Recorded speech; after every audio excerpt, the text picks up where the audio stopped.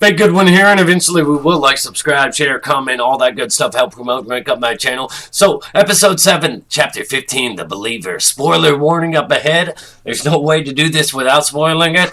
I've tried to do this episode 8 times now, try to record this. I keep having audio issues. My chair keeps trying to automatically decompress, all kinds of nonsense and shenanigans. But, this episode's pretty straightforward and pretty awesome. So, it pretty much just involves Cara Dune's character. As you can see, my chair is already trying to decompress. This episode involves Cara Dune's character going and temporarily releasing Miggs Mayfield from prison. Bill Burr's character returns. And he does bring some comedic elements to the table, but a lot of depth and substance in this episode. And you can draw a lot of comparisons to A New Hope through this episode. There's a conversation about ethics that's pretty consistent through here. A conversation about compromising values, morals, all that. It's pretty consistent throughout the entire episode from Bill Burr's character, who has this sort of cynical, bleak outlook. But there are moments in here that are similar to A New Hope. There's a moment in here where stormtroopers show up to save the day, the Imperials, the TIE Fighters, accompanied with heroic music, and it comes off very heroic.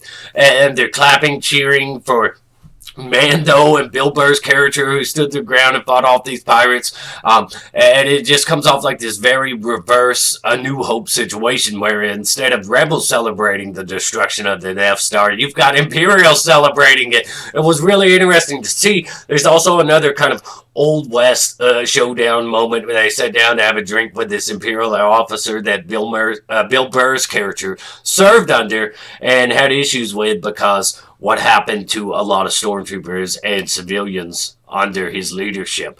And it's just this kind of Guido, Han Solo, who shot first situation. It felt very reminiscent to that. Even though it wasn't a case of who shot first, it's just the scene, the set, the kind of just had those tones. And it had those Old West tones. It was pretty cool. So, other than that, you also had another thing I want to highlight in here is Boba Fett.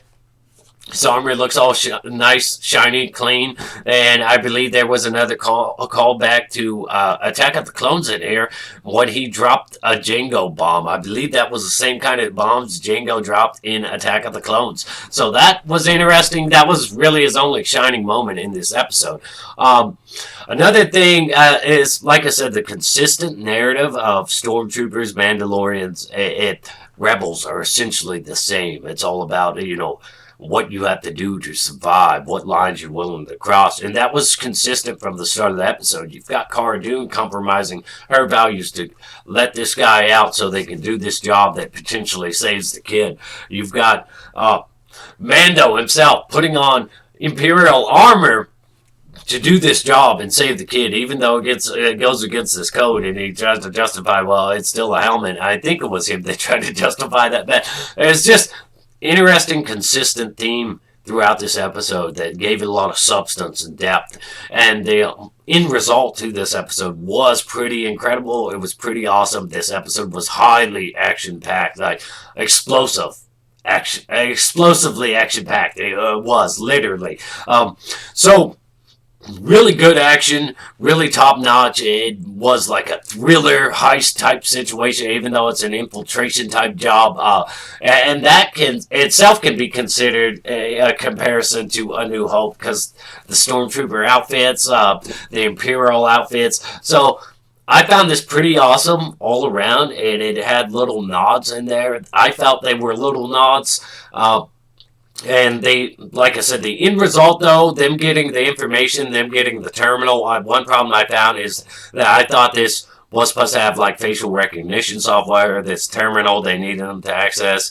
That Mando was able to access it. You didn't really need Bill. It almost felt like you didn't need Bill Burr at all. But and what he does cause a bigger problem than it needs to be. Devastated the entire Imperial base, which Cara Dune ends up letting him have his freedom, and that is awesome. That's the choice I would have made, and this woman's going to get her own show, at least I expect. The Disney Investor Day announcement announced Rangers of the New Republic. I expect it to be a Cara Dune show, so that's going to be awesome.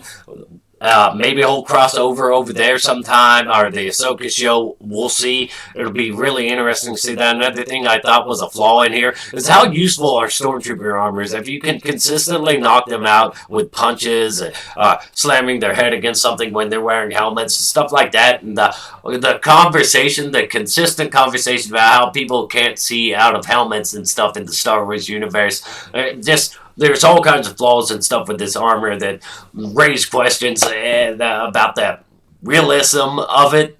But aside from that, another thing I thought was a flaw was Mando sending a message to Moff Gideon, letting him know we're coming and letting him know how much he cares about the child more so than anything. Maybe that's a tactical thing, but I don't feel like you should be giving your enemy that information. I do expect a really big cliffhanger next week, a big space battle. We're going to possibly pick up Bo-Katan, or she's probably going to intervene in the space battle as it's going on. Well, I say space battle, but it's going to be on ship. They're going to board the ship. There's going to be this big battle on that ship. I expect Bo-Katan to show up with her people to chip in. And I do expect some kind of Ezra Bridger, Grand Admiral Thrawn tease at the end where they show up in their ship. And maybe you won't see them, but you'll see the ship at the least, because I feel like that's coming. Maybe they're saving that for the Ahsoka show, but I think it's coming on here. They're going to have something to bridge the gap between season 2 and 3. Some big cliffhanger too. What better way than Ezra Bridger for the bridge? But anyways, let me know your thoughts and opinions on this episode. What worked for you? What didn't? Did you like it as much as me? I give it a 7 out of 10. I thought it had a lot of action, a lot of substance, really great characters. All the characters were pretty damn great. Boba Fett didn't get much, but I expect a lot more from him next week. I thought it was just an awesome episode, man. Like, one of the better ones of the season. Ranks pretty high up there. Had a lot of things in it that were interesting to me, and I'm interested to see where we go from here. Next episode, last episode of the season, big deal.